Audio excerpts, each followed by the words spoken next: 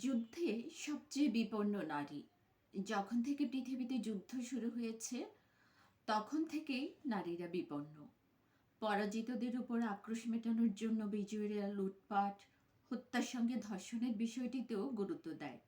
নারী ধর্ষিত হয়, লুণ্ঠন করা হয়, যৌন দাসী হিসেবে ব্যবহৃত হয়।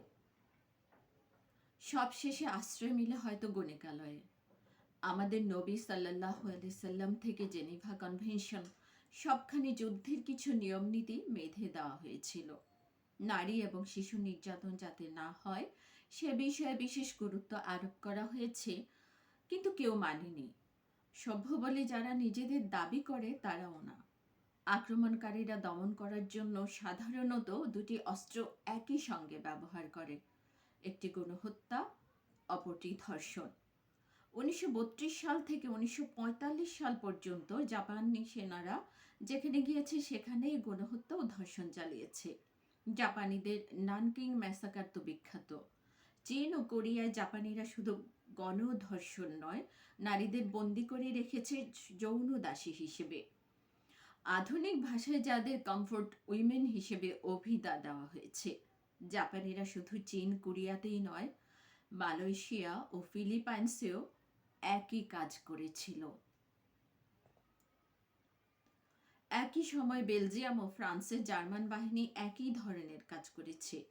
1971 সালের আরও পরে বসনিয়ায় সার্বীয় বাহিনী রুয়ান্ডায় টুটসিদের উপর হুতুদের হত্যা ও ধর্ষণের কথা সুবিদিত।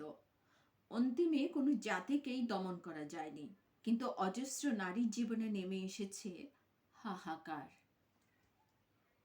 1971 সালে হানাদার পাকিস্তানি বাহিনী বাঙালি মহিলাদের সঙ্গে একই ব্যবহার করেছিল।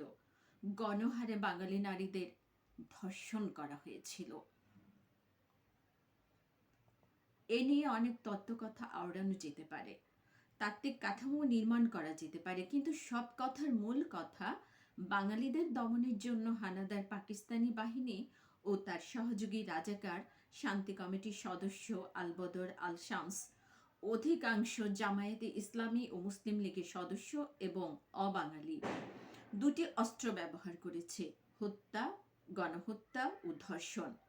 তবে ব্যক্তিগতভাবে আমার মনে হয়, এবং অনেক গবেষকও মনে করেন, ধর্ষণে পাকিস্তানিদের সমকক্ষ কেউ নয়।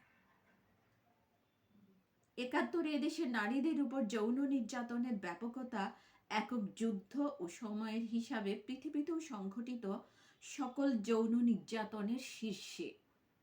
পাকিস্তানিরা যে বাঙালিদের দমন করার জন্য পূর্ব পরিকল্পিতভাবে গণহত্যা ও ধর্ষণ ব্যবহার করেছিল তা তাদের বিভিন্ন অসতর্ক মন্তব্য ও নথিপত্র পর্যালোচনা করলে বোঝা যায়।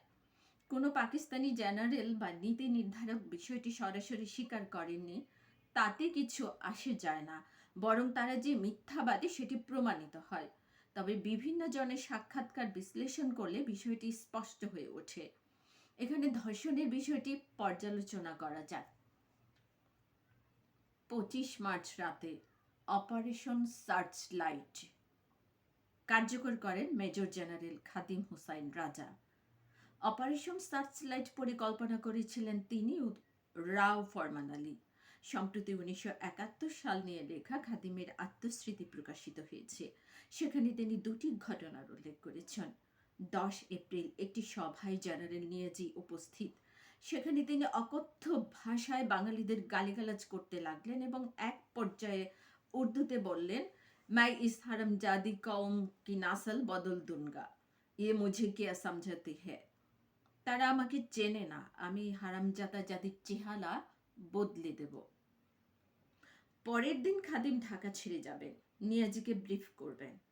নিয়াজি তাকে এসে বললেন, ইয়ার लड़ाई की फिक्र नहीं करो, वो तो हम कर लेंगे, अभी तो मुझे बंगाली গার্লফ্রেন্ডস का ফোন নাম্বার দে দো।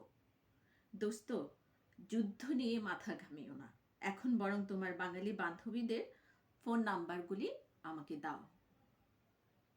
এর 4 দিন পরই নিয়াজি একটি গোপন চিঠি পাঠান সব কমান্ডারদের কাছে। চিঠির মূল বিষয় ছিল সৈন্যদের মধ্যে শৃঙ্খলা ফিরিয়ে আনার। চিঠিতে তিনি লিখেছেন, বিভিন্ন জায়গায় লুট খুন চলছে, কোনো কারণ ছাড়া। শুধু তাই নয়, বিভিন্ন জায়গা থেকে ধর্ষণের খবর আসছে। এমনকি পশ্চিম পাকিস্তানিরা রেহাই পাচ্ছে না। 12 এপ্রিল 2 জন পশ্চিম পাকিস্তানি মহিলা ধর্ষিত হয়েছেন এবং আরও 2 জনকে ধর্ষণের চেষ্টা করা হয়েছে। লুটের মাল পাঠানো হচ্ছে পশ্চিম পাকিস্তানে। নিয়াজি লিখেছেন, তার সন্দেহ অফিসাররাও ধর্ষণের সঙ্গে জড়িত। এসব কার্যকলাপ সৈন্যদের দক্ষতা কমিয়ে দেয়। শুধু তাই নয়, একসময় তাদের মহিলারাও আক্রান্ত হতে পারেন।